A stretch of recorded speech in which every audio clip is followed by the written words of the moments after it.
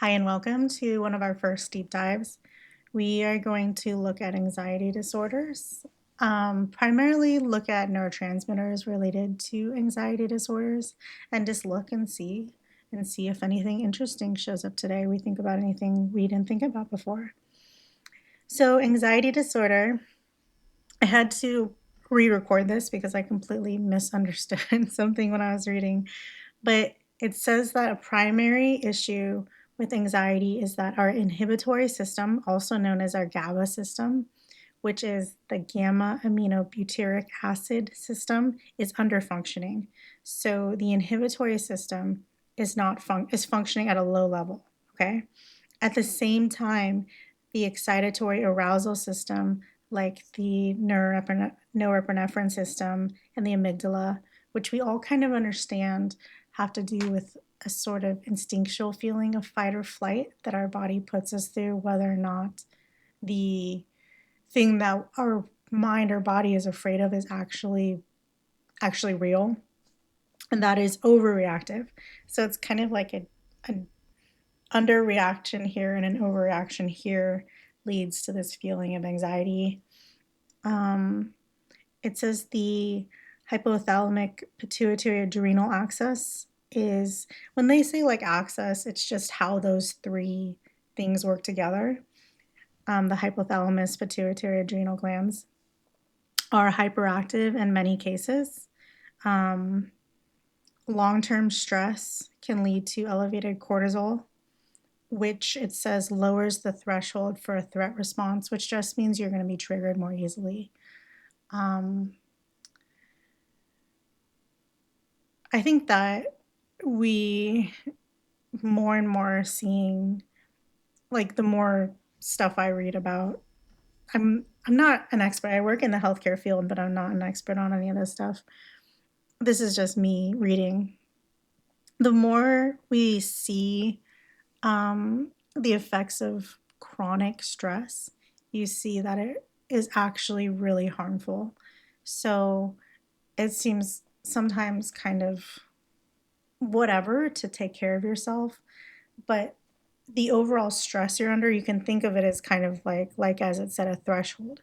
So everything that you're going to encounter, whether it's illness like bacteria, viruses, your boss yelling at you, your friend saying something about you, someone calling you on the phone, the pizza dude ringing your doorbell 3 times, everything, whether or not your body puts you into an alert system, has to do with kind of like the threshold.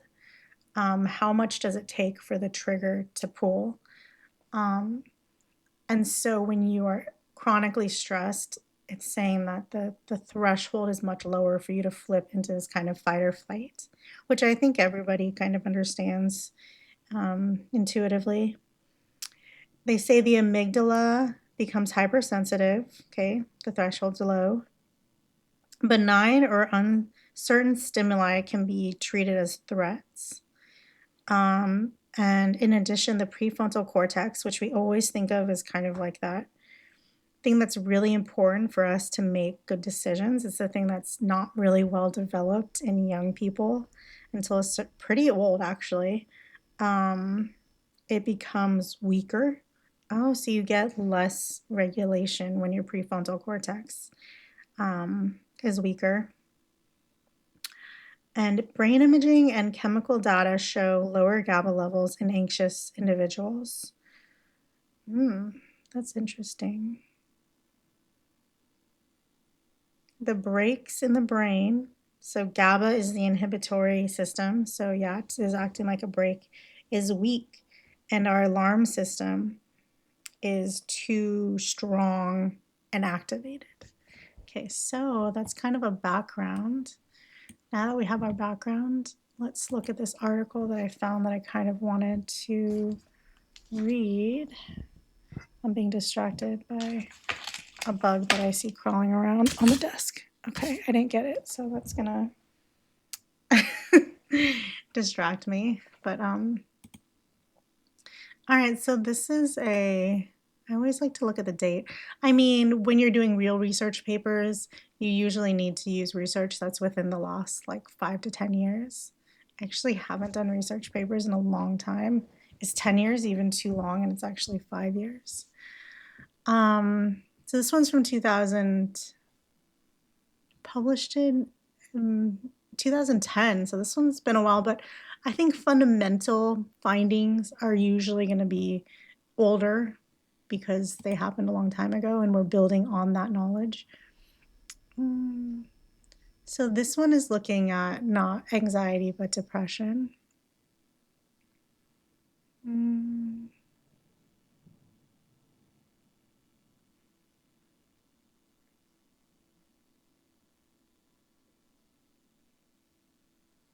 Preclinical evidence suggests that currently used antidepressant drugs designed to alter monoaminergic transmission, as well as non-pharmacologic therapies, may ultimately act to counteract GABAergic, there's no N in there, deficits. In particular, GABAergic transmission plays an important role in the control of hippocampal neurogenesis and neural maturation, which are now established as cellular substrates of most, if not all, antidepressant therapies. So it's just saying that's an important part of the pharmacological interventions that people use for depression. A lot of medications that you'll be exposed to if you take any medication, a lot of them have crossover between depression and anxiety, and I think it's because they're acting on a lot of the same neurotransmitters.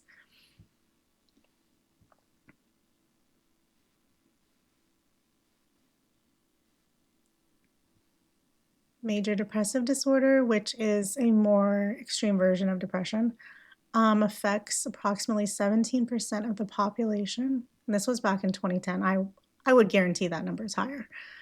High comorbidity with anxiety disorders. So over half of depressed patients report a lifetime history of anxiety disorders. So there's that overlap. Let's see if there's anything really interesting. So GABA is the principal neurotransmitter mediating neural inhibition in the brain. I wonder if that just means like prevents neurons from firing. I don't really know. Present throughout all levels of neuroaxis. Known to balance and fine-tune excitatory neurotransmission. So that's what it does sound. It sounds like it's regulating. Excitatory is, there's a certain threshold at which, and this is like voltage, at which the neuron needs to reach before it will fire. And fire you can think of as just like before it'll release electricity that will travel along to the next one and kind of create this kind of domino effect that leads us to do stuff. So it's like it is domino, yeah. And GABA helps prevent that. I don't know if it helps, if it's acting on every single neuron or if it's, that's a little.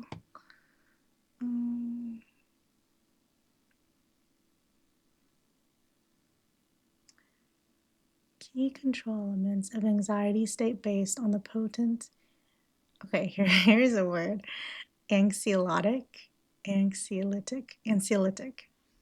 I don't know how to say the first part of that word though. Positive allosteric modulators of a major subset. Okay, this is a very deep look at GABA. This is the kind of thing where I need to sit down and like make a map if I really want to understand it, so I can see everything not in lines of text, but like on a page. So you could read this and probably be one of the few people in the world who has actually read it to completion. Let's see, direction of change. Oh, it's interesting.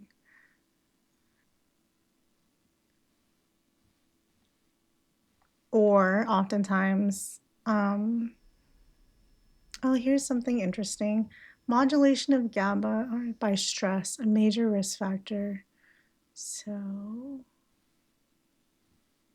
now you kind of do want to go up because now I kind of want to know. Mm.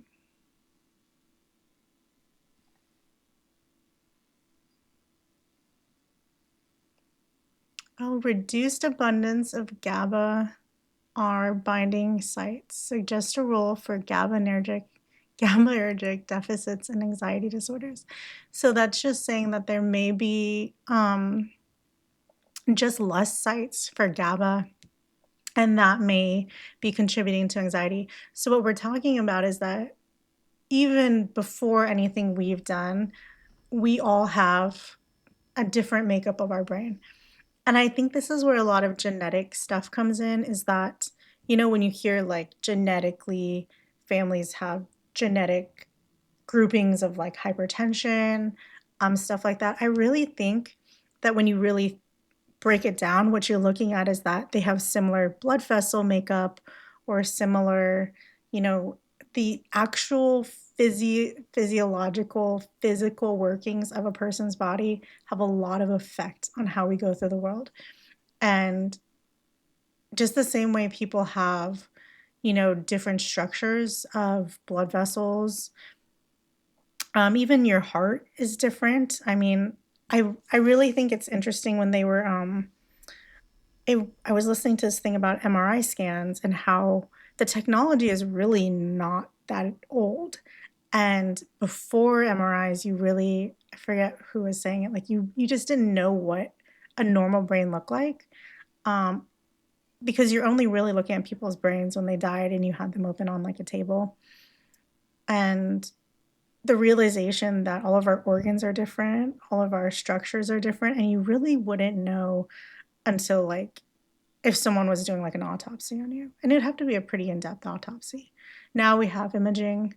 Um, but a lot of you know, yeah, won't go into it, but that's interesting. I was also reading that there's more and more research out there that the literal physical makeup of the ADHD brain is very different. Like, so different that you can think of it as like the roads are completely different that the thoughts are traveling through. Like, it's not just like same brain, different routes, completely different routes. It's like a forest versus like, I don't even know, computer coding, or it's like very different. And I think it's always interesting for me to really try to get into my brain, um, that people really have different starts in the world. Like, we have different brains. Um, I don't know. It's that kind of stuff is interesting to me. Mm. Oh,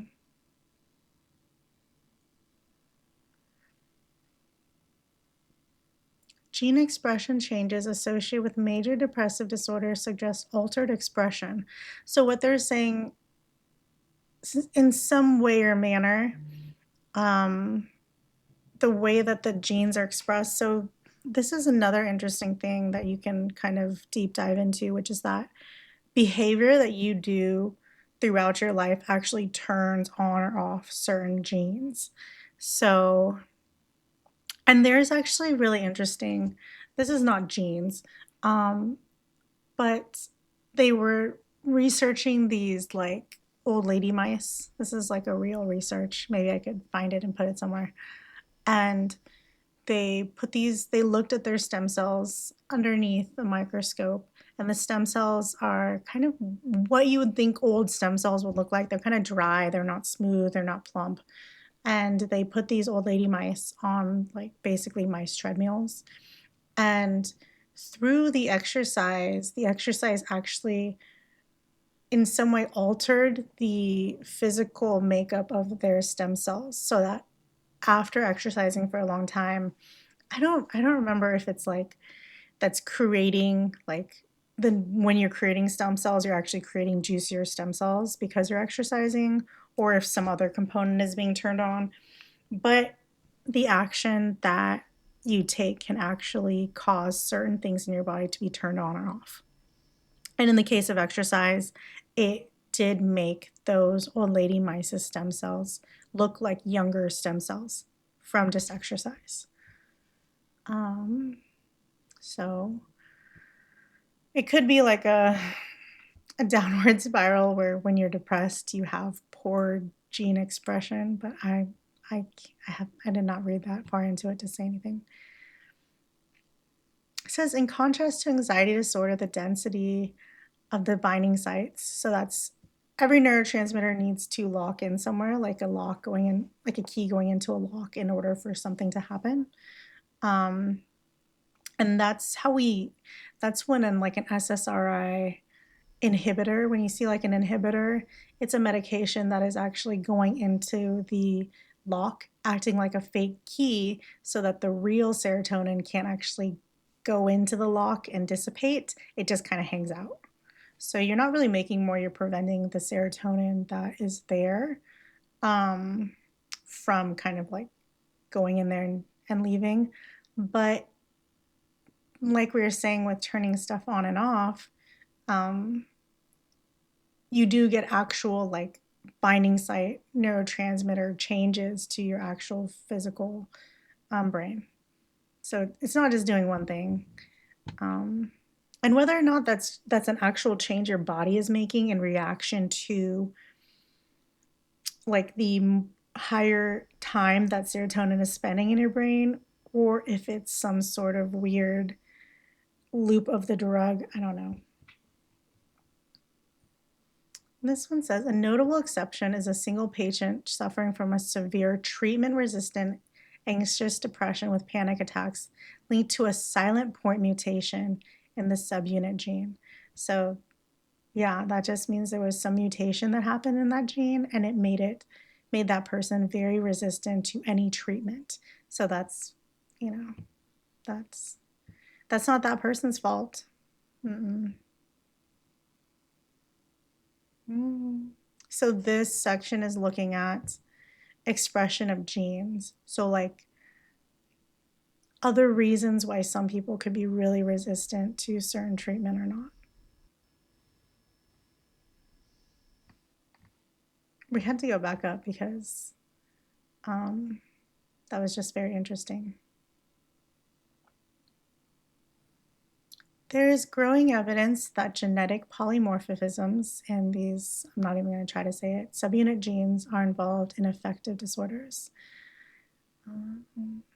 Strong association between bipolar disorder and polymorphism in the specific gene coding confirmed this finding and extended it to associations with nucleotide polymorphisms in all these genes related to GABA, notably are part of the same gene cluster on chromosome 4p12 together. Oh.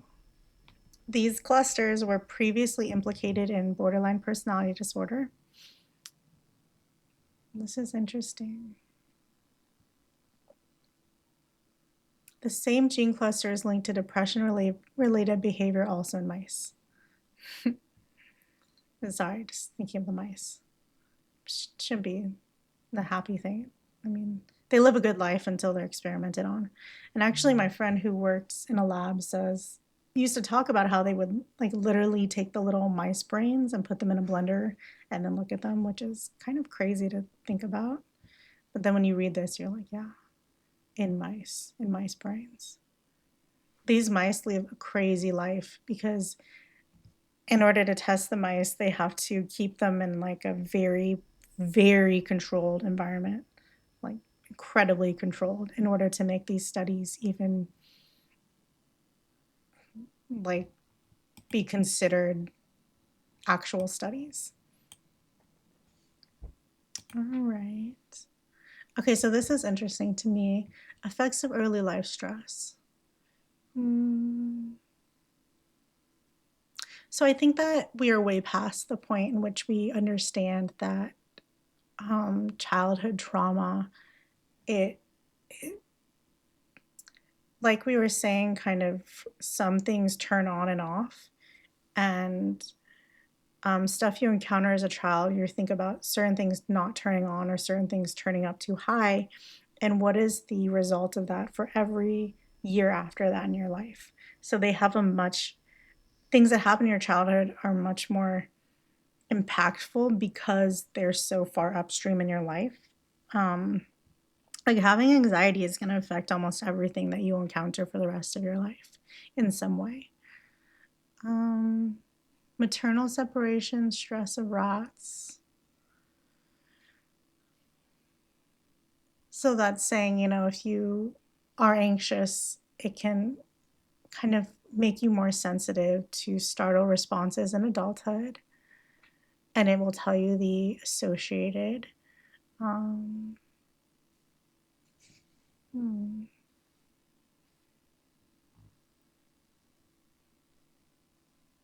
changes in expression and function in the adult brain. So even as an adult, these changes can still be happening. I believe this. When I'm really, really, really stressed, it's like my brain is not operating anywhere near its normal level. Um, and I think it's good to recognize that there is something very real happening in your brain.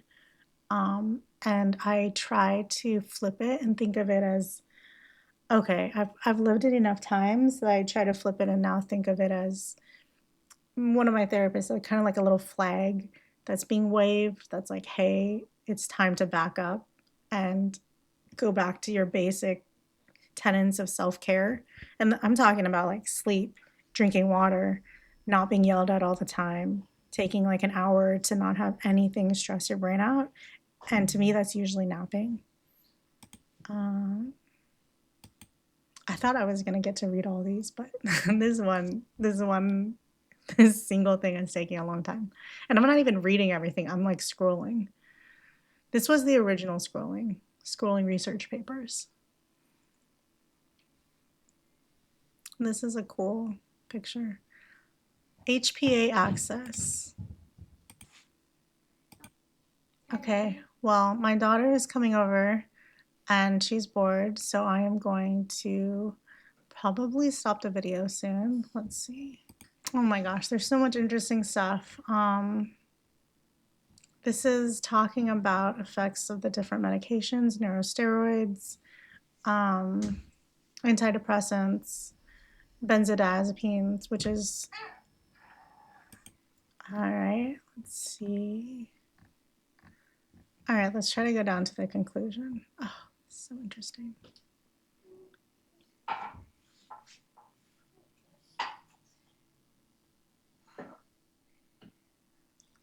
This is the cell, and this is the GABAergic terminal.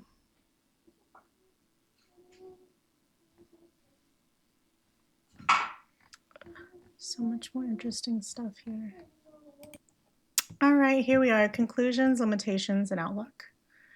Reduced concentrations of GABA and altered expressions are common abnormalities observed in major depressive disorder. It is vital for the control of stress and impaired by chronic stress. So, if you're already there, it just gets worse.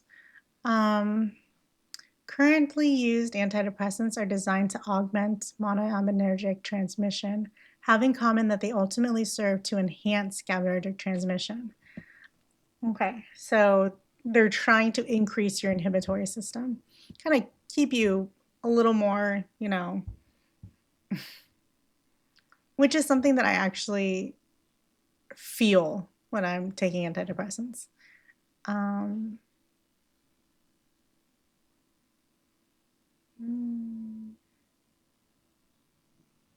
oh, this is interesting. Further subject to dynamic regulation by estrus and pregnancy associated changes in steroid hormone synthesis. So that's kind of like why you see more prevalent mood disorders. Like the whole thing. This is a whole nother thing.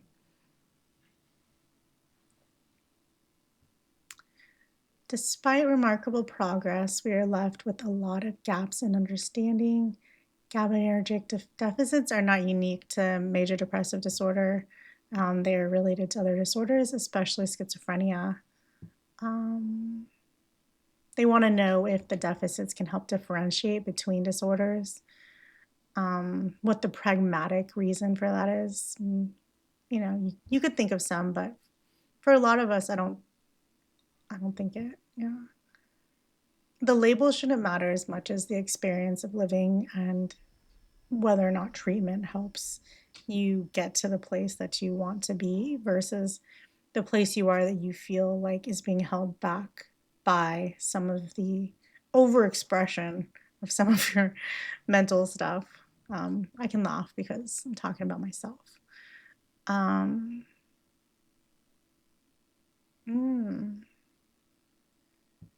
and they're looking at the implications for further pharmaceuticals.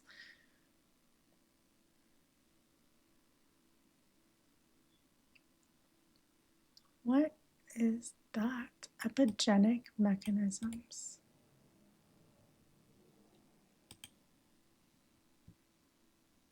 Processes that regulate gene expression without altering the underlying DNA sequence.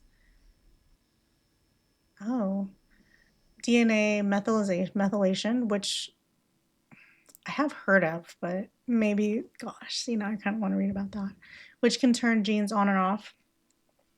Environmental influences, um, chromatin structure changes. So this is like whether genes turn on or off without actually altering the code of the gene. That's so. There is increasing preclinical evidence that resilience to stress and stress-induced neuropsychiatric disorders, including depression, are subject to epigenetic mechanisms. All right. Well, thanks for. I feel like I learned something. I learned a lot and then had more questions at the end of this that I started with. Thanks for joining our first deep dive.